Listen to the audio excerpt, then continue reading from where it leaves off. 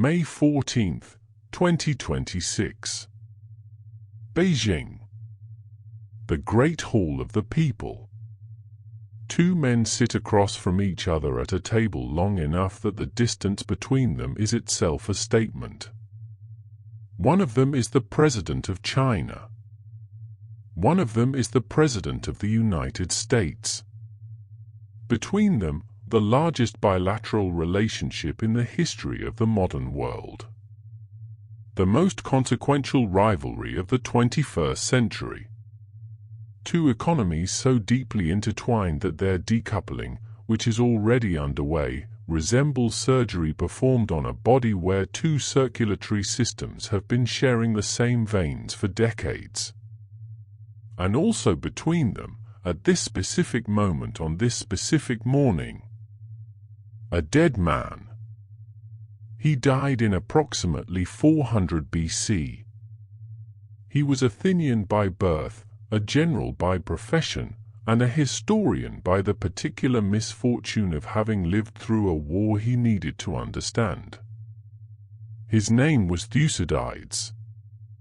And this morning, Xi Jinping placed his name on the table between himself and Donald Trump. Not metaphorically.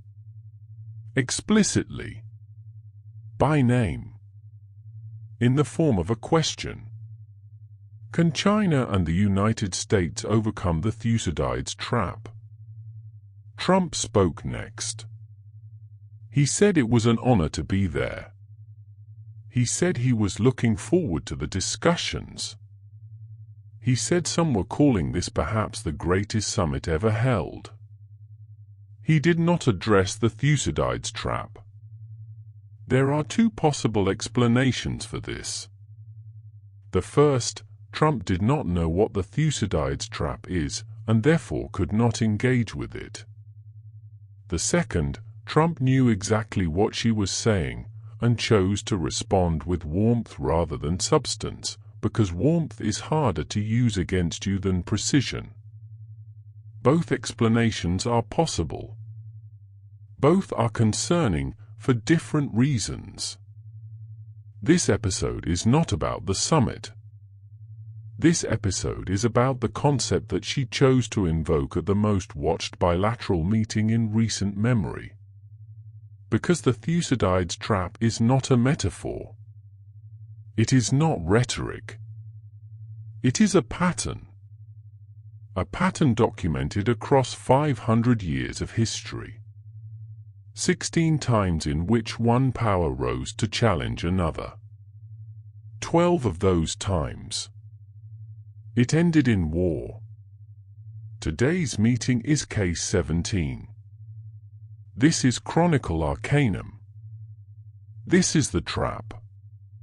In 2012, a professor at Harvard Kennedy School named Graham Allison published an article in The Atlantic. The article asked a simple question. When a rising power threatens to displace a ruling power, what happens?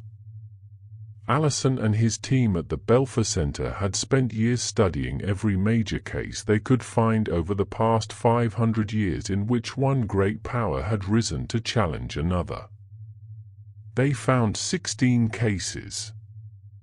In 12 of them, the result was war. 12 out of 16. 75%. He called the pattern the Thucydides trap, after the Greek historian who had first described its logic 2,400 years before Allison put it in a spreadsheet. The name matters. A trap is not a destination you choose. A trap is something you fall into because the structure of the situation makes falling into it the path of least resistance. Allison's point, and this is the point that Xi Jinping was making this morning in Beijing, is that the danger between rising and ruling powers is not primarily a product of bad intentions. It is a product of rational actors making reasonable decisions in a structural situation that pushes toward catastrophe regardless. The danger is not that the leaders are stupid or evil. The danger is that they are smart and rational, and the logic of their situation still drives them toward the same outcome. Allison expanded his argument into a book in 2017. Destined for War: Can America and China Escape Thucydides' Trap? The book became what diplomatic correspondent Jonathan Marcus of the BBC described as required reading for policymakers, academics, and journalists. It was read in Washington. It was read in Beijing, where Xi Jinping himself referenced the concept publicly, saying that all nations need to work together to avoid the Thucydides trap. Xi has now said this in 2015, in 2017, and again, directly to Trump's face, in May 2026. He is not making small talk. He is using a framework that both sides understand. To say something that is simultaneously a warning, an invitation, and, depending on how you read the power dynamics in that room, a quiet declaration of confidence. Before we go further, we need to understand where the concept comes from. Not from Allison. From the man Allison named it after. A general who lost a war and spent the rest of his life trying to understand why. Thucydides was born around 460 BC in Athens. He was a general in the Athenian navy. He served during the Peloponnesian War, the conflict between Athens and Sparta that consumed the Greek world for nearly 30 years, from 431 to 404 BC. He failed, as a general, to prevent the capture of an important city. For this failure, he was exiled from Athens for 20 years. And in that exile, he did something that changed how human beings understand power. He wrote the history of the war he had fought in. Not as a chronicle of events. As an analysis. He wanted to understand not just what happened, but why. What were the structural forces that made this war not merely possible, but in some sense inevitable? His conclusion was radical for its time. The war was not caused by the particular decisions of particular leaders. It was not caused by the assassination of an archduke. It was not caused by a miscalculation in a border dispute. The war was caused by a structural condition. Athens had been growing for decades. Its navy was dominant. Its trade network stretched across the Mediterranean. Its culture, its theater, its philosophy, its architecture was becoming the culture of the Greek world. Sparta watched this. And Sparta felt something that Thucydides identified as the true engine of war. Not anger. Not hatred. Fear. It was the rise of Athens and the fear that this instilled in Sparta that made war inevitable. 12 words. That sentence is the Thucydides trap. Not the conflict itself. The structure that made conflict the most rational response available to both sides simultaneously. Athens had to keep growing. To stop growing was to become vulnerable. Sparta had to respond to that growth. To not respond was to accept eventual subordination. Both were acting rationally. Both were being driven by logic toward a collision that neither wanted. The Peloponnesian War lasted 27 years. It did not produce a winner in any meaningful sense. Athens was broken. Sparta was exhausted.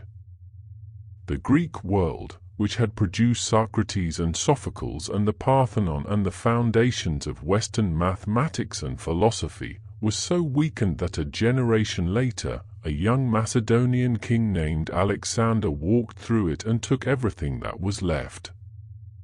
The trap did not just catch Athens and Sparta.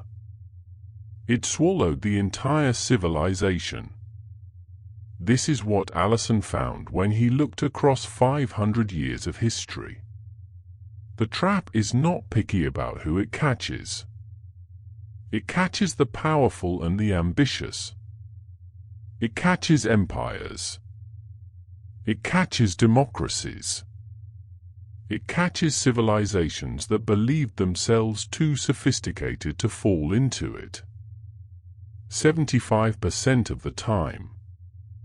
Now let us look at each of those 16 cases, one by one, because the pattern is not abstract.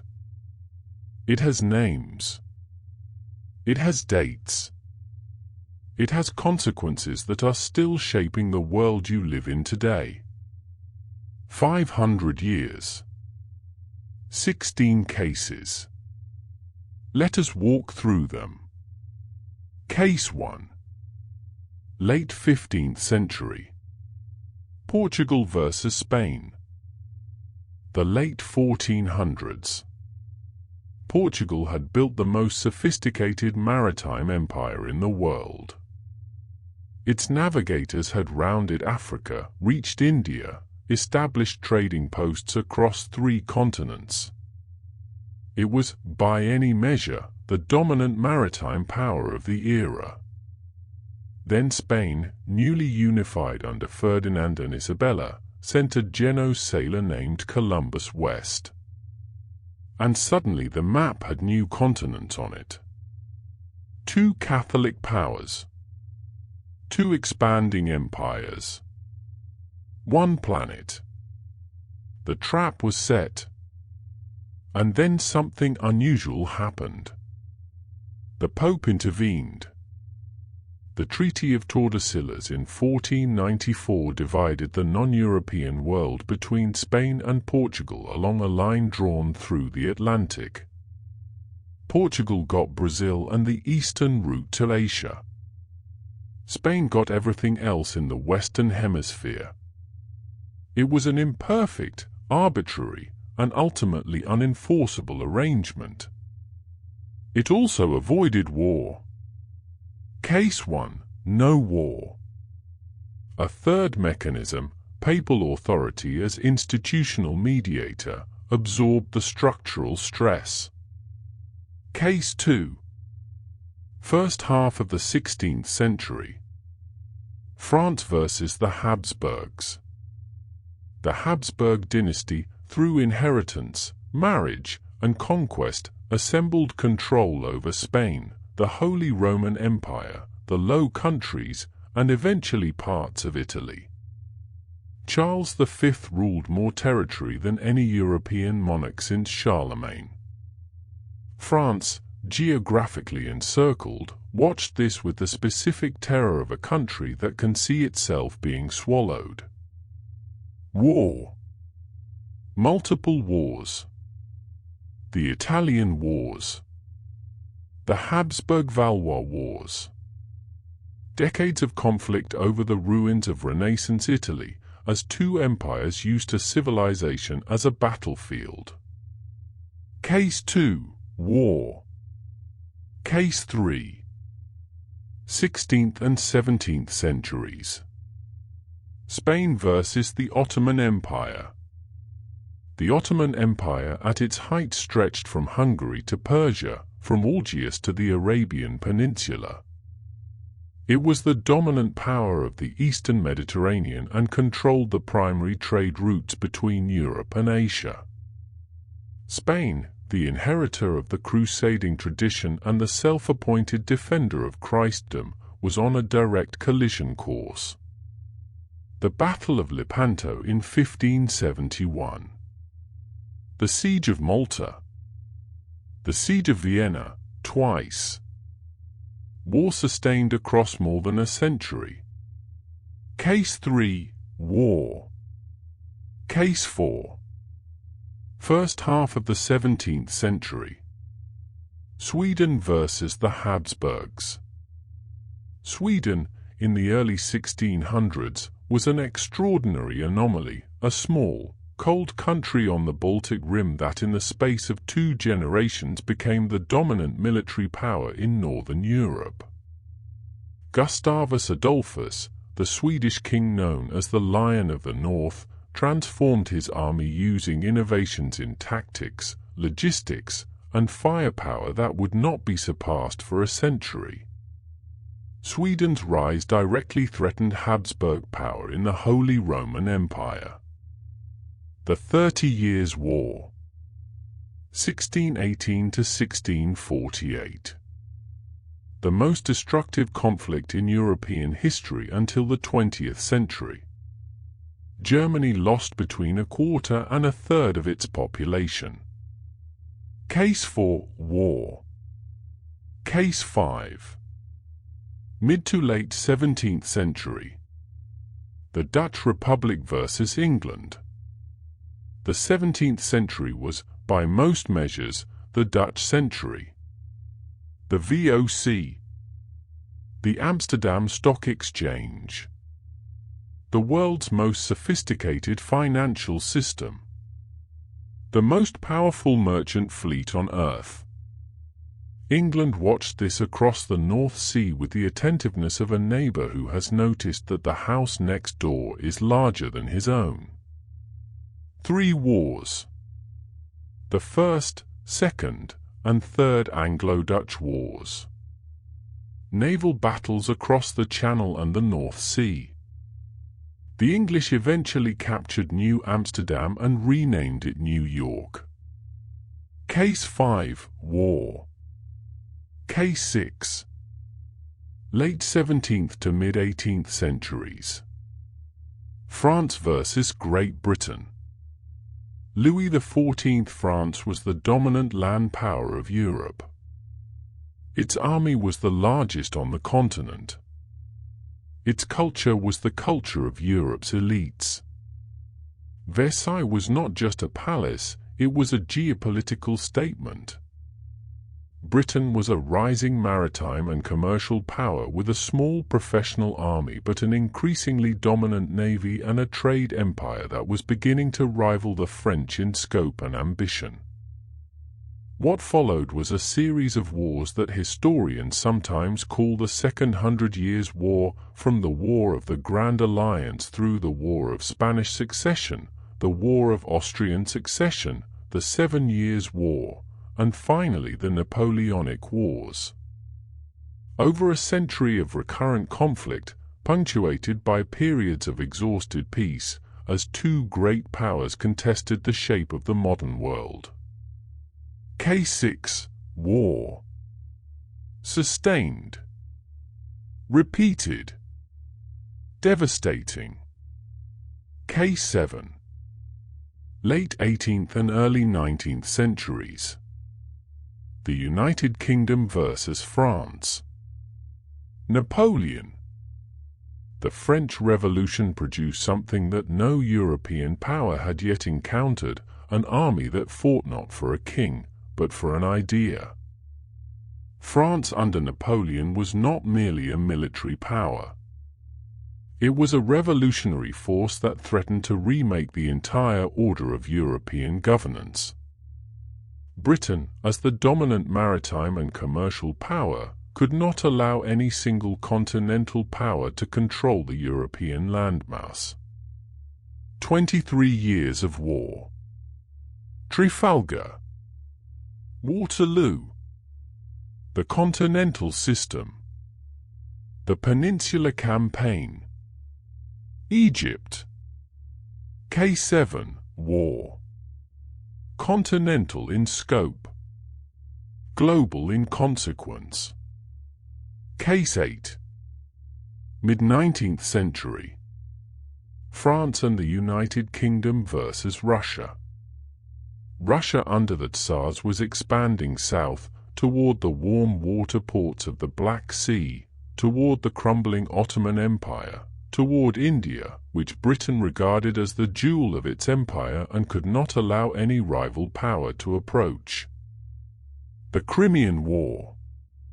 1853 to 1856. France and Britain fighting alongside the Ottoman Empire to contain Russian expansion. The war is remembered today primarily for Florence Nightingale and the disastrous charge of the Light Brigade. It should be remembered for what it was, the trap springing on a continental scale, as three declining empires and one rising one collided over the question of who would inherit the Ottoman space. Case 8. War. Case 9. Late 19th century. France versus Germany.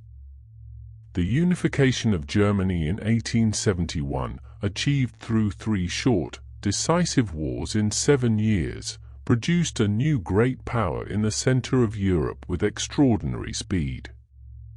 France, having lost the Franco-Prussian War and the province of Alsace-Lorraine in 1871, was a humiliated ruling power watching a rising neighbor with the specific bitterness of recent defeat.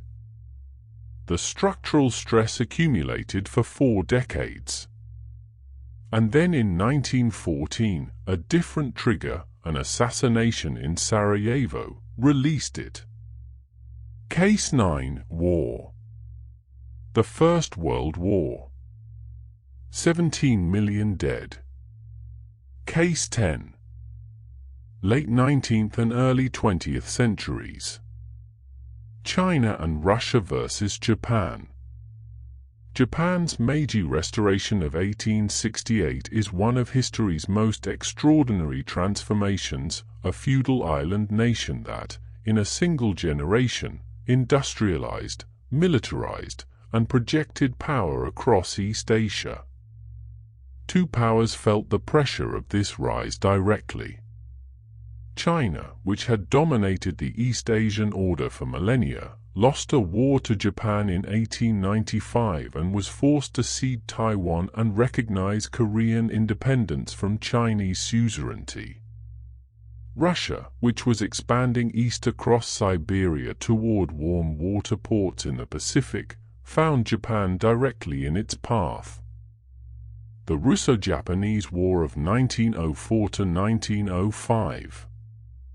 Japan won. The first time in the modern era that an Asian nation had defeated a European great power. The implications echoed across the colonial world. Case 10. War. 2 wars, in fact, against 2 different ruling powers. Case 11. Early 20th century. The United Kingdom versus the United States. This is the case that gives the most hope and the most instruction for what might be possible today. By the late 19th century, the United States was the largest economy in the world. Its industrial output, its agricultural production, its population growth, all were surpassing Britain's. Britain was the ruling power. It had the world's dominant navy, the world's largest empire, the world's reserve currency. America was rising. And the trap was set. But the war never came. Why? Several reasons that we will examine in detail in the next chapter. For now, Case 11. No war. The single most studied case of successful trap avoidance in the modern era. Case 12. Early 20th century. The United Kingdom versus Germany. This is Allison's central cautionary tale. The case that most closely mirrors today. By 1900, Germany had surpassed Britain in steel production, chemical manufacturing, and scientific research. Its economy was growing at rates that made British industrialists genuinely alarmed. And then Kaiser Wilhelm II made the decision that transformed economic competition into existential threat. He built a navy. Not a coastal defense navy. An ocean-going navy. A navy explicitly designed to challenge British naval supremacy. Britain's identity, its security, its empire, its food supply, its entire economic model depended on naval supremacy. This was not a preference. It was an existential requirement. The structural stress built for 2 decades. And then Sarajevo. Case 12, War. 17 million dead.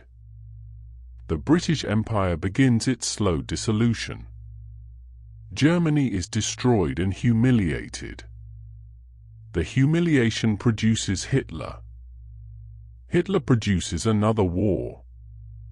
The trap does not just catch the first generation, it plants the seeds for the next one. Cases 13 and 14. Mid-20th century. The Soviet Union, France, and the United Kingdom versus the United States, and the United States versus Japan. 2 cases in the same era. 2 different outcomes.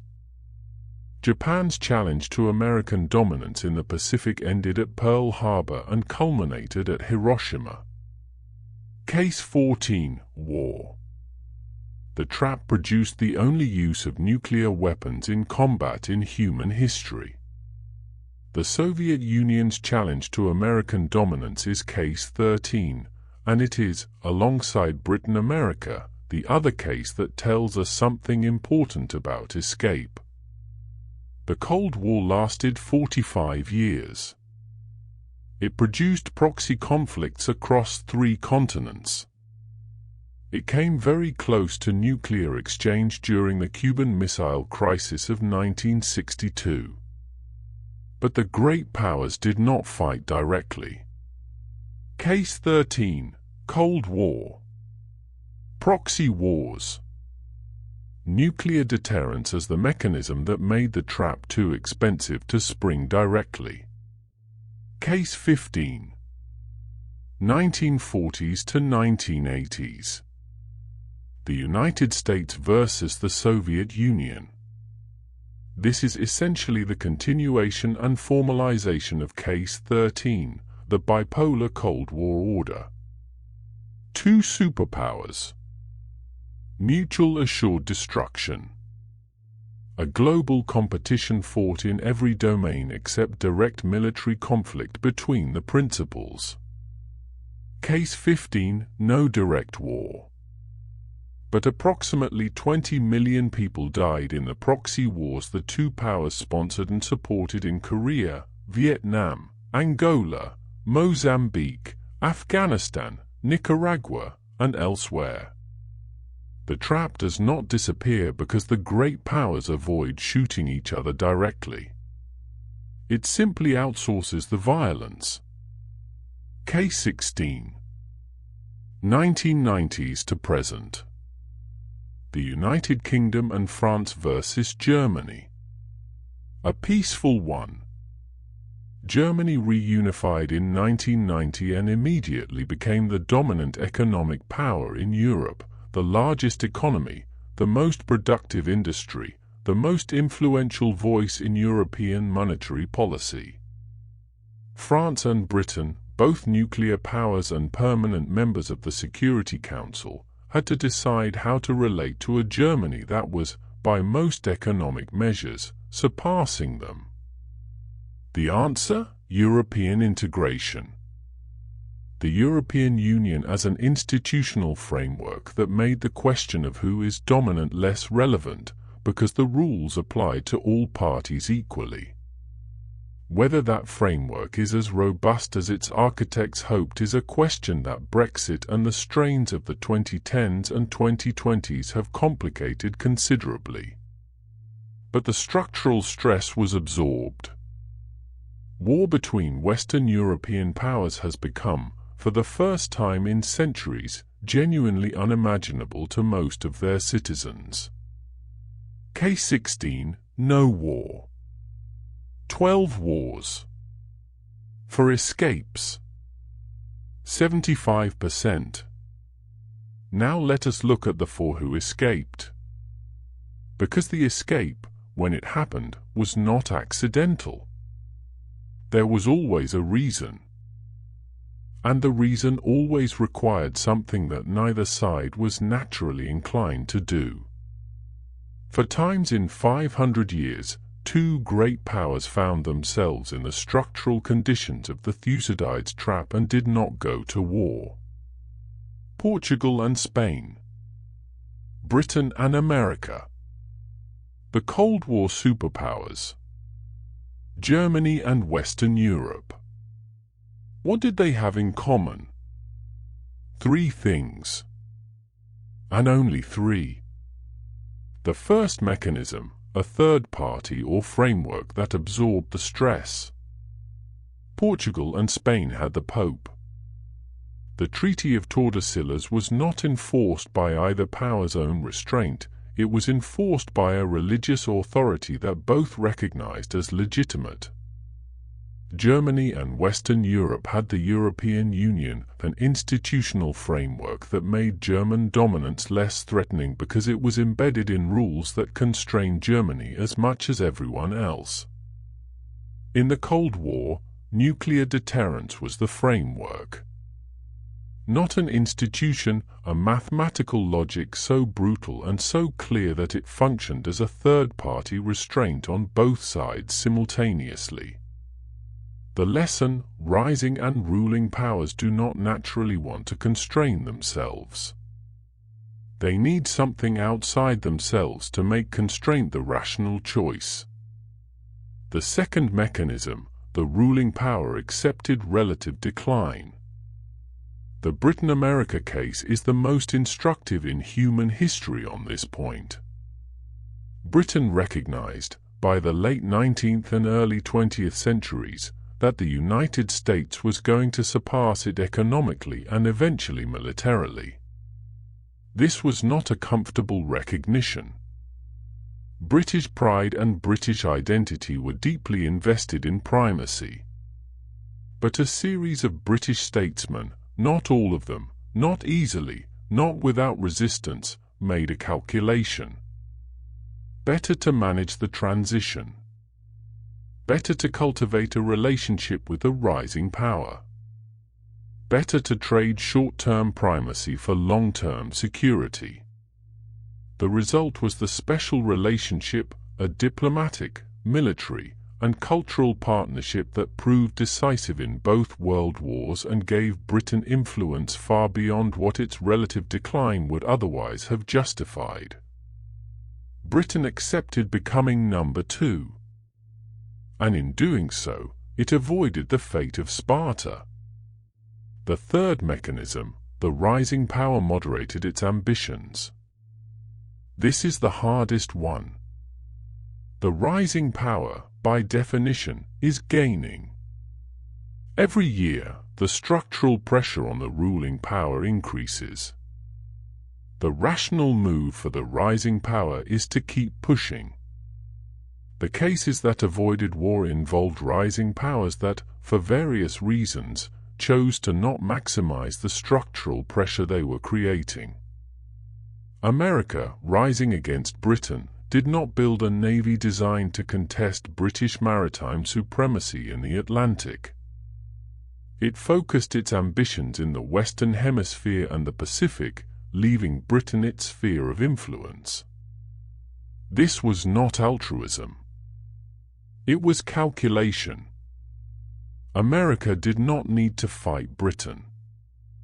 It was already winning the economic competition. Patience was more rational than confrontation. Now, apply those three mechanisms to the room in Beijing today. What third party or framework exists to absorb the structural stress between America and China? The United Nations, where both have vetoes, and neither trusts the institution to constrain the other. The WTO, which America has been systematically undermining for a decade.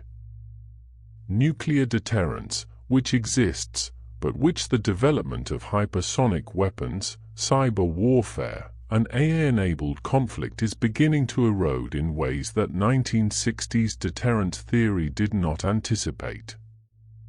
Is America prepared to accept becoming number 2 in the Pacific? Is China prepared to moderate the pace and ambition of its rise? These are not rhetorical questions. They are the questions that determine whether today's meeting in Beijing is the beginning of a path away from the trap, or a very polite conversation happening very close to the edge of it. China is rising. This is not an opinion. It is a metric. In 1980, China's economy was approximately 10% the size of America's. Today, measured by purchasing power parity, it is larger.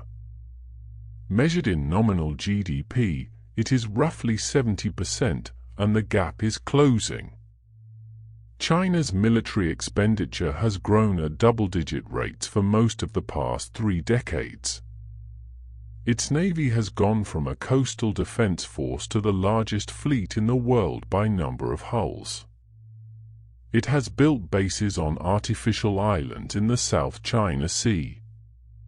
It has developed hypersonic missiles specifically designed to defeat the American carrier groups that have been the foundation of U.S. Pacific strategy since 1945.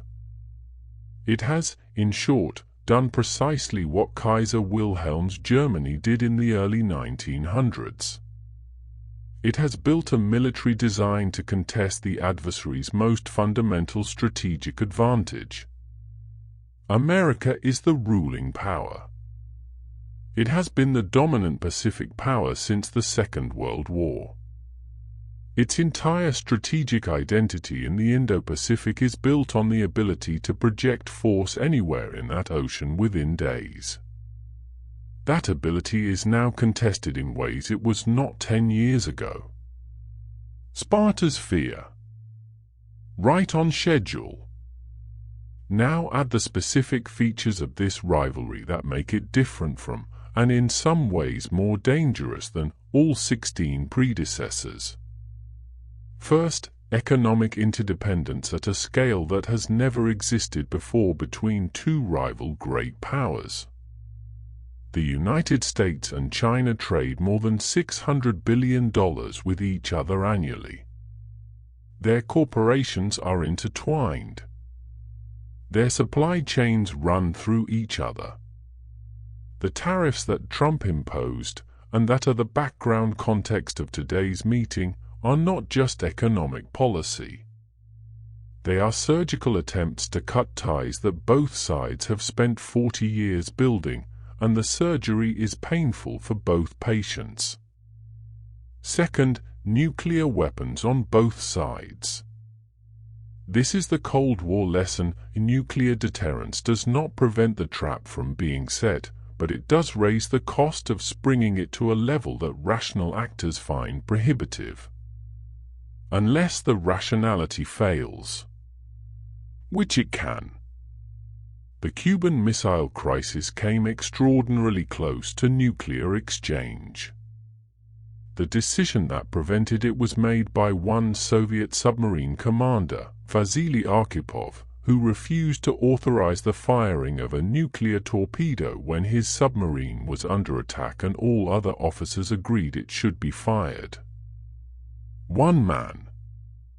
One decision. 800 million lives. Third, artificial intelligence.